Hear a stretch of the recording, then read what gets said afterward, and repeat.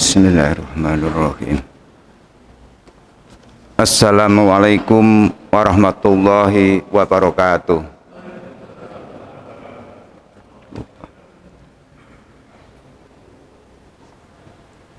Alhamdulillahilladzi arsala rasulahu rahmatan lil alamin wa anzalal kitabu hudal lil muttaqin. Asyhadu an la ilaha illallah wahdahu la syarika lahu syahadatan tunzi qailiha minat dunya ila yaumiddin wa asyhadu anna muhammadan abduhu wa rasuluhul mustafal karimul amin. Allahumma sholli wa sallim ala sayyidil mursalin Muhammadin wa ala alihi wa ashabihi wa man tabi'ahum minas sholihin. Amma ba'du, fa ya ibadallah usikum wa iyaya bitaqwallah faqad fazal muttaqun. Alhamdulillah, pada pagi ini hari Ahad masih dalam bulan Januari tahun 2021,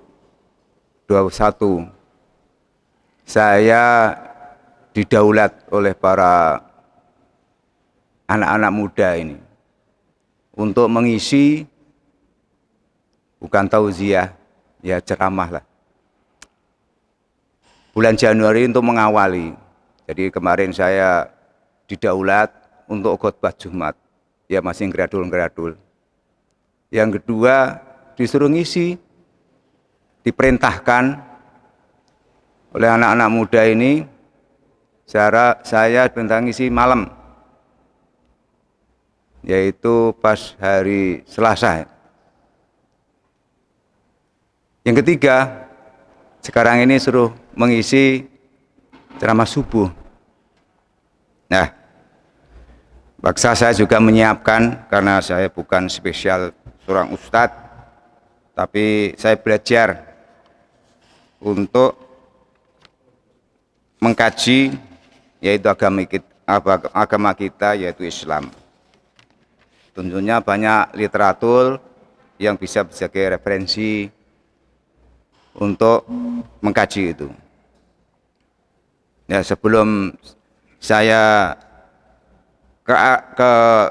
bukan kajian ini, ceramah ini, yaitu saya ngambil dari surat Al-Anfal, surat 8, ayat 27, 28, 29. Apa yang terjadi di situ, yaitu Allah melarang. Larangan tersebut, ayat tersebut tentang larangan-larangan Allah, yaitu larangan mengkhianati amanat. Nanti kami akan uraikan sesuai dengan kapasitas saya, berbagi, mudah-mudahan bisa untuk pelajaran bagi kita semuanya. Sebelum menginjak ke sana, ada saudara kita, warga kita, tadi malam saat saya sholat maghrib di sini, saya keliru nutul telepon itu. Ternyata tetangga kita, yaitu yang kami panggil Ibu, siapa itu? Ibu Mar, Jalan Tanjung Pinang nomor 72. Peristiwanya itu begini, saya nggak sengaja itu. Setelah itu tanya, telepon, terus minta doa. Saya minta doanya, Pak, anak saya naik pesawat Sriwijaya telah kehilangan arah. Ya, apa yang terjadi di situ? Saya buka grup teman saya belum lihat di TV, di YouTube ya tidak. Tahu-tahu dilihatkan ada manifest dari teman saya itu. Manifest, loh kok namanya ada? Ternyata namanya itu Mas Fadli Satrianto. putranya Ibu Mar tadi. Nah kebetulan Ibu Mar itu kemarin juga telepon saya, dia mau membantu atau menginfakkan hartanya untuk pembangunan masjid ini. Saya bilang nanti Bu, program untuk pembangunan belum ada, nanti kita rencanakan, baru kami infokan. Nah mudah-mudahan siapa tadi, Mas Fadli Satrianto, dia minta doa, mudah-mudahan ya Allah menyelamatkan. Tapi dengan tragedi peristiwa itu, ya perhitungan manusia tidak mungkin pesawat jatuh, sudah berkeping-keping di daerah Pulau Laki, Pulau Kepulauan Seribu. Itu yang kami ceritakan. Nah, kami akan membahas kajian ini surat An-Anfal tentang Allah larangan Allah tentang mengkhianati amanat.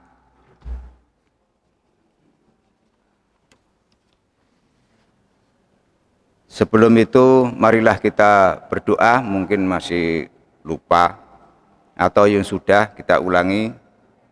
Bismillahirrahmanirrahim. Alhamdulillahilladzi ahyana ba'dama amatana wa ilaihin nusyur. Mudah-mudahan kita dibangkitkan atau dibangunkan dari Allah untuk mengalami kehidupan ini.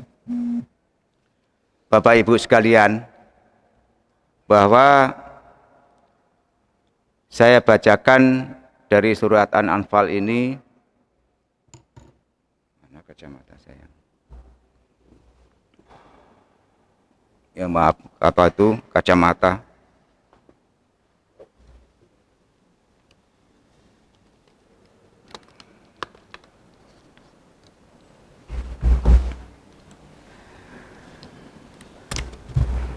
Bismillahirrahmanirrahim. Ya ayyuhalladzina amanu la takhunullaha wa rasulahu wa takhunu amanatikum wa antum ta'lamun. Wa'lamu annama amwalakum wa auladukum fitnah wa anna Allaha indahu ajrun adzim. Ya ayyuhalladzina amanu in tattaqullaha yaj'al lakum furqanan wa yukaffir ankum sayyi'atikum wa yaghfir lakum wallahu dzul fadlil adzim.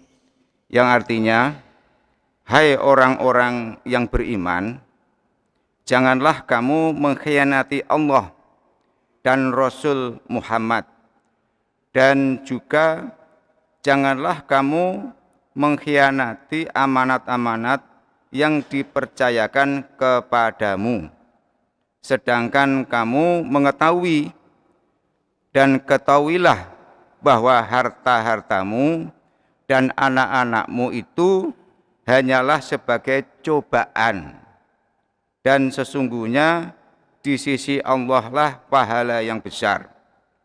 Hai orang-orang yang beriman, jika kamu bertakwa kepada Allah, niscaya Dia akan memberikan kepadamu furqan dan menghapuskan segala kesalahan-kesalahanmu dan mengampuni dosa-dosamu, dan Allah mempunyai karunia yang besar. Quran surat 8 An-Anfal 27-28. Sebelum menginjak ke sana, kami juga akan sampaikan beberapa hal tentang rumah Allah yang kita buat ibadah di sini ini. Bahwa rumah Allah yang namanya Masjid Al-Ikhlas ini masih membutuhkan suatu kucuran dana di mana masjid ini dikelola langsung, dananya itu dari Allah, dan Allah juga mengetuk namanya hamba-hamba Allah itu yang diingatkan oleh para malaikat, sehingga terwujudlah rumah Allah ini bisa terselenggara untuk melakukan ibadah kita bersama. Yang pertama adalah kami juga sampaikan ini, kami sebagai pengurus, bahwa kami menginginkan menjadi percontohan kebersihan dalam beribadah di Masjid Al-Ikhlas ini. Yang kedua adalah bisa terbangunnya tempat untuk toharoh, yaitu berwudu, laki-laki dan pria itu terpisah. Dan itu sudah saya panggilkan suatu arsitek dan sudah tergambarkan. Insya Allah mungkin waktu dekat akan kami berikan suatu gambarannya. Yang ketiga adalah untuk kaum wanita. Jadi kami tempatkan pintu, buatkan pintu tersendiri untuk keluar masuknya, sehingga tidak terjadi suatu benturan atau tuburan, sehingga terpisah. Mudah-mudahan ini bisa segera terlaksana. Ya, terlaksana ini adalah tentunya bukan partisipasi saja, keikutsertaan para jamaah sekalian. Itu yang kami perlu sampaikan. Nah, kami akan kepada materi ini, mudah-mudahan menggugah kita. Dalam kehidupan sekarang kita ini amat berat tantangannya menghadapi fenomena apalagi dalam masa pandemi ini. Mudah-mudahan masa pandemi yang sudah berjalan kurang lebih sudah 10 ya. Sudah 10 bulan ini, khususnya umat Islam tidak terganggu dan bisa kembali kepada normal. Kita berdoa kepada Allah, semoga Allah bisa melepaskan, menghilangkan namanya binatang corona itu, yaitu virus, menggetarkan dunia dan menggetarkan umat manusia, khususnya adalah umat Islam. Sehingga saya pribadi juga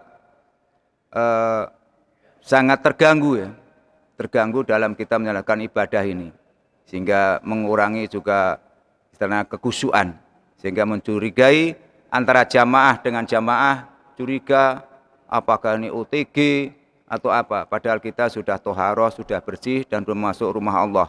Itu pun masih dibikin ragu-ragu. Bapak Ibu sekalian, saya ambil suatu kehidupan sekarang ini yang di di HP saya.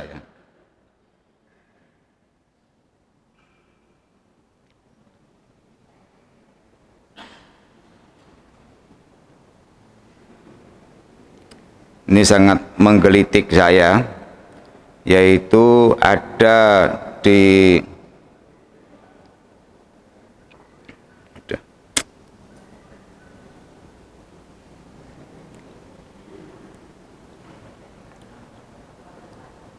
sabar.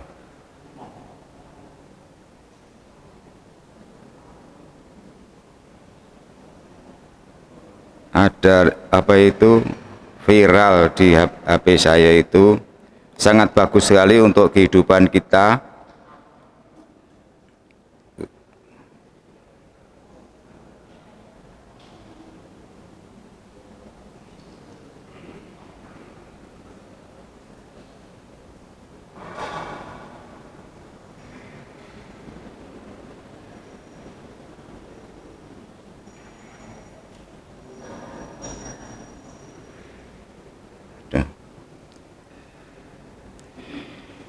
Carinya sulit sekali. Jadi intinya itu di HP itu mengatakan bahwa perjuangan-perjuangan di negara kita, khususnya ya, negara Republik Indonesia itu, karena manusia mengkhianati bangsanya sendiri.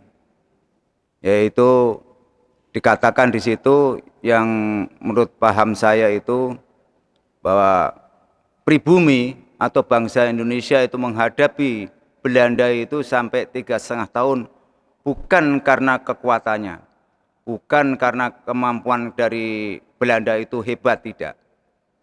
Karena apa? Kita dilemahkan oleh bangsa sendiri, sehingga apa rahasia-rahasia yang telah disiapkan oleh perjuangan-perjuangan dulu Panglima Sudirman maupun Tengku Cik Ditiro yang dikatakan itu sangat kuat dan tidak bisa mengalahkan. Kalahnya hanya apa? Suatu informasi atau suatu pengkhianatan dari bangsa kita sendiri untuk memberikan berita-berita atau kebocoran-kebocoran sehingga kita bisa hancur. Demikian pula kondisi sekarang dengan medsos ini sangat mudah sekali, namun tinggal keimanan kita.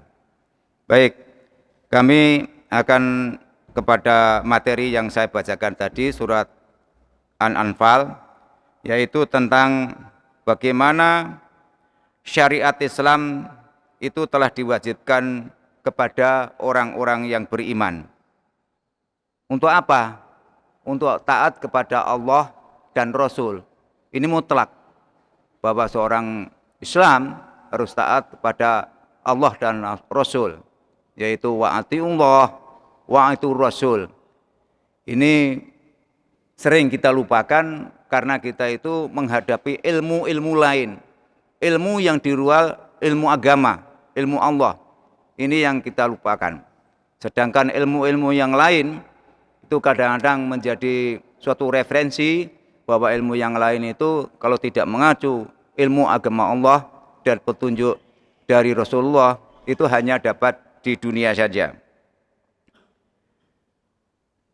Bagaimana setiap hukum-hukum yang ditetapkan oleh Allah dan Rasul, yang diperintahkan dan dilarangan. Saya ngambil dari buku yang saya punyai, yaitu ayat-ayat larangan dan perintah dalam Al-Quran. Ini diatur oleh Kiai Haji Komarudin Soleh dengan kawan-kawan. Bapak Ibu sekalian, Allah Subhanahu wa Ta'ala juga melarang orang-orang yang beriman mengkhianati amanat. Bagi mereka, Allah Ta'ala pun menyuruh orang-orang yang beriman agar selalu meningkatkan ketakwaan sehingga mereka mendapatkan furqan dan ampunan. Apa itu furqan? Sudah kita sering dengar, adalah pembeda antara kebenaran dan kebatilan. Jadi kalau kita sudah diberikan furqan, dalam hati kita selalu nur cahaya dari Allah, itu batin kita bisa memisahkan antara benar dan salah dalam segala hal, tindakan dimanapun berada. Asal kita, Allah perintahkan, yaitu ketakwaan kita. Sering khotib juga menyampaikan, mengingatkan kita selalu meningkatkan takwa kita, menjauhi larangan dan menjalankan perintah-perintahnya. Bapak Ibu sekalian, kenapa Allah melarang itu? Karena ingin hambanya untuk selamat di dunia ini dan selamat nanti di akhirat. Mengapa? Dalam Al-Quran sering ada larangan dan perintahnya, yaitu di dunia ini adalah hanya suatu cobaan. Sering kita mendengar bahwa dunia ini adalah penjara bagi orang-orang yang beriman atau orang-orang bertakwa. Tetapi kesenangan atau foya-foya atau kenikmatan dunia itu hanya dimiliki oleh orang-orang kafir. Nah, disitulah tantangan bagi kita. Setiap kehidupan apa yang kita hadapi adalah suatu cobaan. Nah, saya akan menguraikan apa sebabnya Allah menurunkan surat Al-Anfal ayat 27 ini. Tentunya ada suatu peristiwa yang besar yang mungkin sudah para jamaah ibu bapak sekalian juga mendengarkan. Kenapa Allah sampai menurunkan ini? Adalah peristiwa pada waktu perang Huraitlah Abu Lubabah. Siapa Abu Lubabah itu? Ternyata Abu Lubabah itu seorang muslim, di mana dijelaskan di sini Abu Lubabah itu seorang muslim ditanyai orang-orang Yahudi dari Bani Huraidah. Bani Huraidah itu adalah orang Yahudi yang selalu memusuhi Islam. Ditanya, bagaimana pandangan kaum muslimin terhadap orang Yahudi itu? Ternyata Abu Lubabah memberikan isyarat dengan tangan. Dengan tangan itu apa? Dia menyatakan bahwa pandangan orang muslim terhadap Yahudi adalah dia mengirimkan isyarat. Kalau angkat gitu ya potong leher, akan dibunuh. Demikianlah. Yang dimaksudkan adalah yaitu tadi, setiap orang Yahudi ya isyaratnya ya dibunuh. Ternyata ada peristiwa bahwa Rasulullah saat itu adalah memberikan mandat. Mandat kepada siapa? Yaitu Sa'ad bin Mu'ad. Ya, Sa'ad bin Mu'ad ini menjadi suatu hakim di mana dia beri mandat kepada Rasulullah untuk memberikan suatu perkara-perkara untuk memutuskan kepada orang-orang Yahudi itu. Ternyata Abu Lubabah itu khianat kepada Allah dan Rasul. Nah, ini dilarang mengkhianati Allah dan Rasul, itu diceritakan oleh peristiwa yaitu Abu Lubabah ini, sehingga Allah menurunkan wahyu kepada Rasulullah. Sehingga Abu Lubabah bersumpah, karena dia ketahuan bersumpah dia tidak akan makan dan minum, dan dia di masjid dia mengikat diri. Itu ceritanya seperti itu, risalahnya seperti itu. Kenapa mengikat diri? Karena dia merasa berdosa telah mengkhianati Allah dan Rasulnya tadi. Tetapi Allah menerima tobatnya. Dari mana Allah menerima tobatnya? Karena Abu Lubabah ini mengikat diri selama 9 hari dan dia tidak makan, tidak minum, sehingga dia pingsan, lunglai. Dalam riwayat lain juga dijelaskan, ketika Rasulullah SAW mendengar kabar Abu Lubabah telah mengikat dirinya di masjid, beliau bersabda, dia datang kepadaku, tentu aku akan mengampuninya. Namun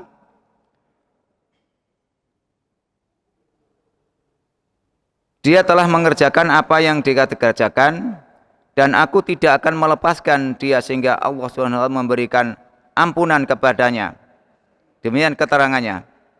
Maka ketika itu Allah mengampuni dosa Abu Lubabah, dan orang berteriak kepada Lubabah, "Hai Abu Lubabah, Allah Subhanahu wa taala telah mengampuni engkau, maka bukalah ikatanmu." Tapi bagaimana kata Abu Lubabah sendiri? Abu Lubabah berkata, "Tidak, demi Allah aku tidak akan membuka ikatan ini sehingga Rasulullah SAW sendiri yang membukanya." Maka datanglah ketika itu Rasulullah SAW dan membuka ikatan itu. Kemudian Abu Lubabah berkata lagi, "Sesungguhnya akan sempurna tobatku apabila aku hijrah dari rumahku dan kampung kaumku di tempat tinggal Abu Lubabah, tempat aku telah berbuat dosa." Itu sumpah dari perkataan dari Abu Lubabah. Sehingga Rasulullah juga bersabda, cukuplah engkau bersedekah sepertiganya saja. Kemudian Allah menurunkan wahyu yang saya bacakan tadi, khususnya adalah surat Al-Anfal ayat 27, yaitu melarang hamba-hambanya mengkhianati amanat. Itulah asbabul nuzul atau ceritanya, risalahnya bahwa umat muslim itu dilarang untuk berbuat khianat kepada Allah dan Rasul-Nya. Selanjutnya, Bapak Ibu sekalian, Allah berfirman dalam surat Anfal 27 itu yang ditekankan kepada ya ayyuhalladzina amanu la takunu waha war rasul. Hai orang-orang yang beriman, janganlah kamu mengkhianati Allah dan Rasul-Nya. Maksud pernyataan mengkhianati Allah dan Rasul memiliki pengertian secara yaitu umum dan luas, bukan hanya perbuatan saat kejadian itu.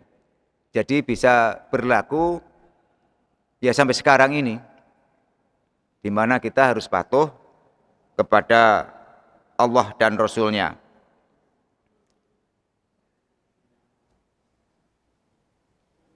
Selanjutnya, jumhur ulama mengatakan bahwa hukum yang terkandung dalam ayat yang sedang kita bahas ini bersifat umum, turun karena suatu kejadian yang khusus.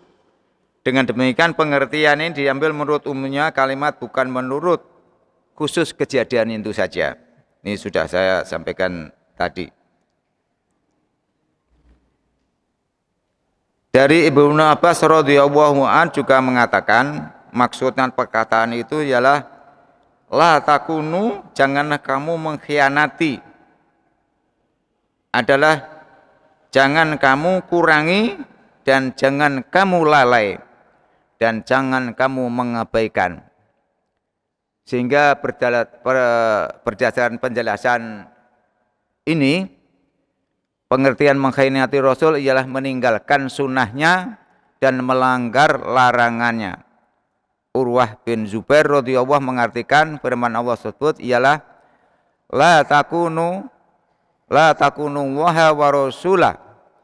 Janganlah mengkhianati Allah dan Rasul-Nya dengan berkata, janganlah kamu memperlihatkan kepatuhan hanya kepada lahir saja. Nah ini kadang-kadang kita itu banyak berpura-pura dengan lahir baik, tapi di belakangnya kurang bagus. Marilah hal yang demikian kita juga hindari, karena memang tantangan yang musuh nyata yang kita hadapi adalah syaiton. Siapa syaiton itu? Yaitu diterangkan jinnati wanas, bisa menampak kita. Bisikan itu bisa menerpa kita sendiri, tidak jauh-jauh. Nah, bahwa kita sering dipengaruhi bisik-bisikan yang menyenangkan, kebencian, adu domba dan sebagainya. Itulah sifat-sifat syaitan yang harus kita hadapi.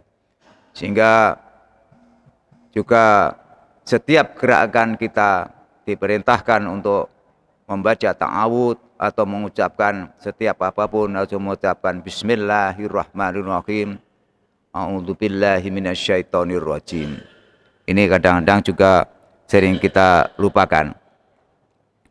Contoh lain dari pengertian mengkhianati Allah dan Rasul seperti diriwayatkan oleh Al-Bukhari dan Muslim berkenaan dengan kejadian Hatib bin Abi Balta'ah radhiyallahu an. Nah, ketika itu diceritakan bahwa Hatib bin Balta'ah itu mengirim surat kepada kaum musyrikin, sehingga surat itu berisi pemberitahuan kepada kaum musyrikin bahwa Nabi Muhammad SAW akan datang kepada mereka. Tetapi kemudian Allah memberitahu melalui wahyu Rasulullah SAW tentang perbuatan si Hatib ini. Sehingga Rasulullah SAW mengirim utusan untuk mengambil surat itu dan memanggil Hatib radhiyallahu an. Hatib mengakui perbuatannya serta mengungkapkan alasan tertentu, maka berkatalah Umar bin Khattab radhiyallahu an, "Ya Rasulullah, bolehlah aku memenggal kepalanya karena ia telah mengkhianati Allah dan Rasulnya serta kaum mukminin." Nabi Muhammad SAW menjawab, "Biarkanlah dia, karena dia telah ikut dalam perang Badar." Allah telah berfirman mengenai orang-orang yang ikut dalam perang Badar, "Berbuat sekehendakmu, maka aku telah mengampuni kalian." Maka peristiwa ini Hatib bin Abi Balta'ah telah mengkhianati Allah dan Rasul, namun karena Hatib itu merupakan ahli perang Badar, jadi ikut terlibat dalam perang Badar, maka Allah SWT pun mengampuni dosanya.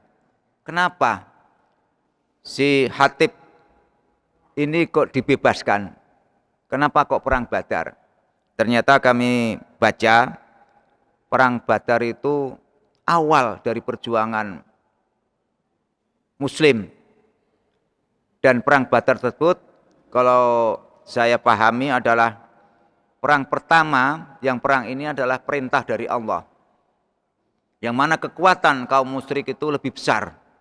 Sering kita juga dengar. Apa maknanya lebih besar? Kita tidak mampu untuk menghadapi itu, tapi Allah perintahkan lawan itu. Ternyata di belakangnya itu karena perintah Allah, Allah menurunkan bala tentara, yaitu namanya malaikat, yang mana berlipat-lipat yang diketahui. Ya, untuk itulah keyakinan, keimanan kita ini, insya Allah umat Islam, kalau kita bersatu, itu mempunyai power, mempunyai kekuatan yang besar. Karena terpecah-pecah inilah kita kekuatan, sehingga mudah dipecah oleh siapa yang memecah itu. Punya tidak jauh dari kalangan kita sendiri. Dan itu perlu kita waspadai itu di situ. Apa yang kita hadapi sekarang, apa yang kita hadapi selalu ada mengadu domba di antara kita. Untuk itu kita dengan kajian ini juga kita jangan sampai kita diingatkan, jangan sampai kita terbawa oleh situasi yang menguntungkan, yaitu golongan syaitan. Mari kita tingkatkan iman dan takwa kita kepada Allah Subhanahu wa taala. Bapak Ibu sekalian, sedangkan yang selanjutnya ialah tadi mengkhianati amanat Allah dan Rasulnya. Yang selanjutnya adalah apa kewajiban kita. Setiap kewajiban yang harus kita tunaikan oleh seseorang, yaitu baik menghadapi material atau barang, atau bukan material, yaitu kita berjanji tentang material. Sering kita belenjani janji itu apa itu? Ya, ingkar janji, yaitu tentang sekarang itu marah adalah utang piutang atau pinjam meminjam. Nah, inilah Islam juga mewadahi itu, yang mana belum kita terapkan secara menyeluruh, yaitu pinjam meminjam yang diatur syariat Islam adalah dengan suatu syariah, yaitu dengan akad. Ya, sekarang itu banyak pinjam sehingga kita terbelit karena kita juga meninggalkan syariat Allah yang telah diberikan kepada kita. Dalam Al-Baqarah diterangkan, surat Al-Baqarah 283, "Fa in amina ba'dukum ba'dhan fal yu'addil ladzi tumina amanatahu wal yattaqillaha rabbah." Yang artinya, Akan tetapi jika sebagian kamu mempercayai sebagian yang lain, maka hendaklah yang dipercaya itu menunaikan amanatnya. Amanatnya apa? Utangnya. Dan hendaklah ia bertakwa kepada Allah Tuhannya. Itu disampaikan untuk kita tetap berpegang amanah dan menjalankan hukum-hukum Allah dan apa yang telah disampaikan kepada Rasul kita. Bahwa segala hal, mari kita menuju ke sana sedikit demi sedikit sesuai dengan kesanggupannya, tetapi jangan sampai juga istilahnya itu mengabaikan. Kalau kita belum mampu, ya diam saja, karena jangan sampai mengabaikan, malah kok hukum Islam kok begitu, padahal kita Muslim. Karena Allah sudah menurunkan itu adalah untuk menyelamatkan umat manusia. Bapak Ibu sekalian, adapun bentuk amanat yang bukan material, misalnya menyampaikan pesan dari seseorang akan disampaikan kepada orang lain, atau seseorang diserai tugas dan tanggung jawab memimpin urusan kaum muslimin, Allah SWT telah berfirman dalam surat Al-Ahzab, yaitu A'udzubillahi minasyaitonirrajim. Inna aradnal amanata alas samawati wal ard wal jibali fa abaina ayyahmilnaha wa asfaqna minha wa hamalahal insan innahu kana dzuluman jahula. Ini sering kita dengar. Artinya, sesungguhnya kami telah menghukumakan amanat kepada langit, bumi, dan gunung-gunung, maka semuanya enggan untuk memikul amanat itu, dan mereka khawatir akan mengkhianatinya. Dan dipikulah amanat itu oleh manusia, sehingga sesungguhnya manusia itu amat zalim dan amat bodoh. Ini di tafsirnya atau artinya seperti itu. Al-Ahzab itu juga sering kita mendengarkan tauziah maupun ceramah tentang itu. Bagaimana Allah memberikan mandat amanat kepada langit, bumi, gunung, maka semuanya itu istilahnya menolak karena berat, tidak mampu untuk mengemban itu. Kenapa manusia dikatakan bodoh? Tapi Allah juga menyiapkan untuk mengemban itu, yaitu kitabullah dan sunnah Rasul. Insya Allah kalau mengacu ke sana sesuai kebutuhannya, sedikit demi sedikit, ya mampu. Pertolongan Allah pasti akan datang. Dan saya percaya itu. Kalau selama kita itu di jalan Allah, apapun tidak ada yang kesulitan. Allah yang mengatur itu. Allah yang menciptakan. Ini kadang kita lupakan. Kenapa lupa? Yaitu musuh nyata adalah Togut. Musuh nyata adalah syaitan. Musuh nyata adalah bisikan-bisikan yang mengacu pada diri kita. Ya itu harus kita, kalau saya itu nggak tak reken gitu. Demikianlah Bapak Ibu sekalian. Yang selanjutnya adalah disampaikan juga dalam hadis yang diriwayatkan oleh Al-Bukhari dan Muslim.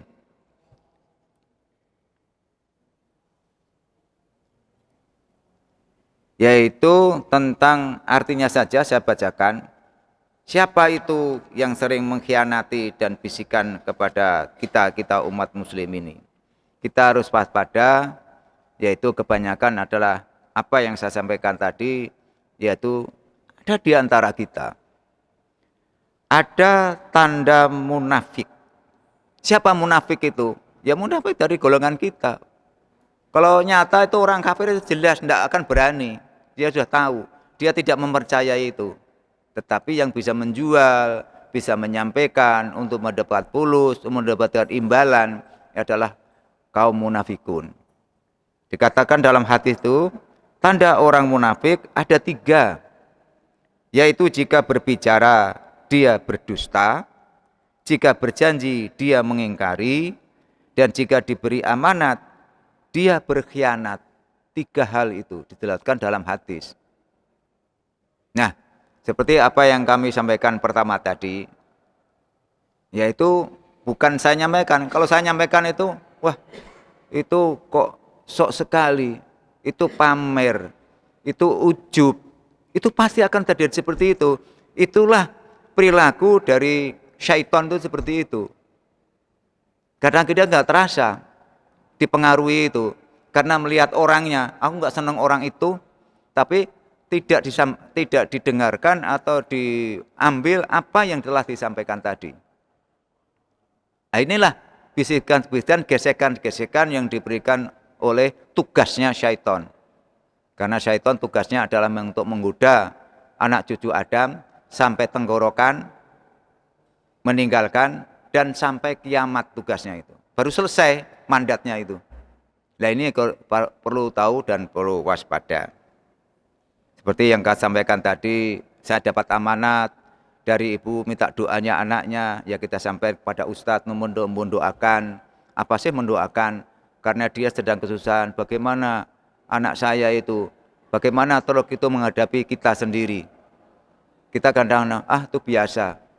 Demikianlah kalau orang sedang mendapatkan musibah, jadi harta dan anak-anak itu juga bisa menjadi fitnah. Nah, selanjutnya adalah Bapak Ibu sekalian, agama Allah Subhanahu wa Ta'ala itu merupakan amanat. Jadi agama yang kita yakini, yaitu Islam, itu amanat yang harus kita lakukan, yang harus kita pertanggungjawabkan nantinya.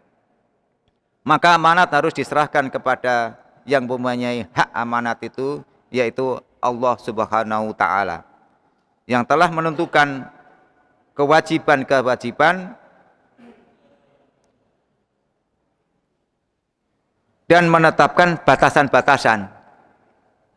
Termasuk pula dalam pengertian amanat ialah mahabbah. Yang dimaksud mahabbah itu adalah senang atau mencintai, cinta kepada Allah. Sementara mahabbah kepada makhluknya yang melebihi mahabbah kepada Allah SWT. Kadang-kadang gitu ya itu kadang-kadang sering kata manusiawi itu, kata kita manusia ya lebih mencintai yang lain, lupa kepada Allah, kan itu sering kita dengar. Marilah kita kembali bahwa Allah telah memberikan petunjuk Al-Quran dan menjadikan utusan yang untuk menyampaikan sampai kepada kita, yaitu Rasulullah SAW.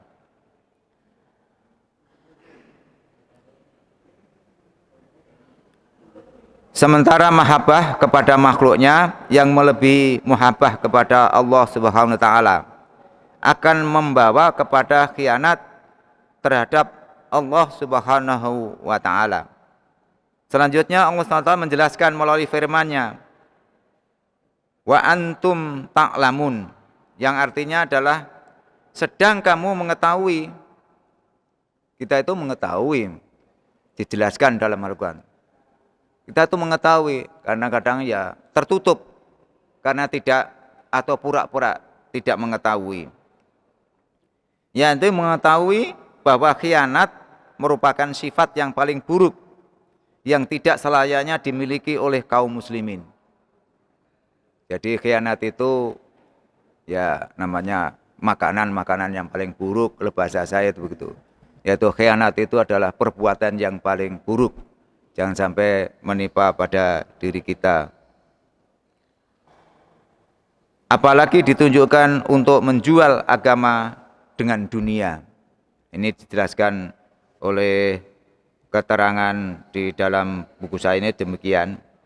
Kebanyakan dari perbuatan khianat yang dilakukan oleh manusia karena tertarik sangat cinta kepada harta dan anak-anak serta kesenangan dunia pada umumnya. Allah SWT berfirman, dalam surat Ali Imran. Bismillahirrahmanirrahim. Zuyyina linnas hubus syahwati minan nisa'i wal banina wal qanatiri muqantarati minadz zahabi wal fiddati wal khayli wal musawwati wal an'ami wal arham wal harthi dalika mataul hayatid dunya wallahu intahul husnul ma'ab. Yang artinya dijadikan indah pada pandangan manusia kecintaan kepada apa-apa yang diingini, yaitu wanita-wanita, anak-anak, harta yang banyak dari jenis emas, perak, kuda, pilihan, binatang ternak, dan sawah ladang. Itulah kesenangan hidup di dunia. Dan di sisi Allah lah tempat kembali yang baik, yaitu surga. Ali Imran ayat 14. Bahwa itu sering juga kita dengar bahwa yang kesenangan dunia itu sehingga melupakan kita untuk ingat pada Allah. Yaitu kadang-kadang katakan manusiawi. Nah itu mari kita kembali bahwa ternyata dunia itu hanya sekejap, dia sementara. Sering juga kita dengar si fulan yang sudah diambil oleh Allah di alam kubur minta kembali, karena dia minta kembali karena kok sebentar saja aku tak beramal, aku tak berbuat, aku tak tobat. Tapi si fulan satunya, ya Allah kembalikan lagi aku ke dunia. Untuk apa? Dia minta, aku baru sedikit berbuat baik aja, Allah memberikan imbalan seperti ini. Bagaimana kalau aku berbuat baik yang lebih banyak lagi? Alangkah nikmatnya. Tapi dua-duanya juga tidak diberikan cukup.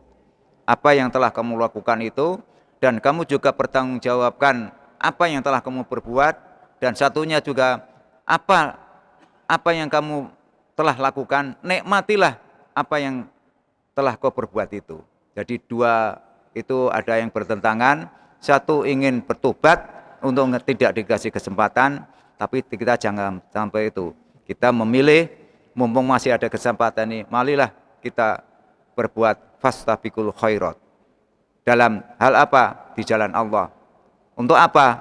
Mari para jamaah sekalian, saya menghimbau atau mengajak, mari masjid kita ini atau tempat ibadah ini kita makmurkan. Makmurkan itu bukan makmur dalam suatu fisiknya, jasmaninya, tapi marilah kita makmurkan, yaitu rohani kita. Apa itu rohani? Rohani itu ketenangan batin itu lebih utama dari ketenangan jasmani. Ya, sekarang ini, seperti sekarang ini, saat ini, kalau saya pahami, berusaha bagaimana mempertahankan kondisi jasmani dengan vaksin, dengan obat, apa saja untuk menahan jasmani. Tapi kita melupakan rohani kita. Tapi insya Allah, kalau dengan rohani batin kita itu kepada Allah, segala apapun itu tidak akan bisa nempel, tidak bisa mengganggu. Itu keyakinan saya pribadi untuk menghayati itu. Itu yang sering kita lupakan. Bapak Ibu sekalian, marilah rohani kita bersihkan, yaitu pikiran kita, batin kita, ya, perbuatan kita, akhlak kita. Karena Rasulullah diutus adalah untuk membetulkan akhlak manusia. Siapa akhlak itu? Ya Rasulullah, enggak ada lagi. Manusia di bumi ini, Allah itu mengutus Rasulullah itu adalah satu-satunya menjadi suri teladan yang baik. Sudah dikatakan, laqad kana lakum fi Rasulillahi uswatun hasanah. Siapa lagi umat Islam referensinya, rujukannya? Apa seorang tokoh yang selain itu? Tidak. Boleh seorang tokoh asal tokoh itu adalah mengikuti cara-cara Rasulullah SAW. Nah, kita jangan sampai kecewa nanti, mumpung masih ada kesempatan. Akhirat adalah kehidupan yang sebenarnya. Dunia ini mata'ud dunya, sementara, main-main. Marilah kita ke sana melalui mengikuti di jamaah al-ikhlas ini. Selanjutnya juga yaitu mungkin yang terakhir ya. Terakhir yaitu tentang Allah memberikan furqan. Tadi sudah saya singgung sedikit furqan. Allah memberikan furqan kepada orang-orang yang bertakwa. Kenapa furqan kok diberikan orang yang bertakwa? Kepada orang yang lain kok tidak? Karena furqan ini intinya adalah bisa membedakan mana yang baik, mana yang buruk, mana yang hak, mana yang batil. Apa itu? Ya dalam segala aspek kehidupan, dimanapun berada, bisa membedakan itu. Kita bisa membedakan itu, menerawang itu ada dengan nur. Dengan nurnya itu ya Al-Quran. Sehingga batin kita bisa. Ya. Alhamdulillah diingatkan waktu habis. Tapi terakhir ini, yaitu furqan itu sangat penting, yaitu pembeda. Bagaimana bisa membedakan barang ini baik, barang ini buruk adalah dari syariat Islam, dari Quran, dari petunjuk apa itu jalannya Rasulullah. Jadi orang Muslim, saya mengingatkan sama-sama nasihati, inna apa itu wal asri innal insana lafi khusrin illa ilal ladzina amanu wa amilus solihati wa tawassaw bil haq wa tawassaw bis sabr. Nah, itu sering dengar bahwa itu intinya bahwa orang tidak merugi kalau itu yaitu saling nasihat menasihati dengan kesabaran, dengan iman. Jadi furqan itu bisa membedakan itu dan juga bisa menghapus dari segala dosa. Mungkin demikianlah yang bisa kami sampaikan, mudah-mudahan bisa menambah atau malah membingungkan. Nah, itu silakan. Billahi taufik wal hidayah. Wassalamualaikum warahmatullahi wabarakatuh.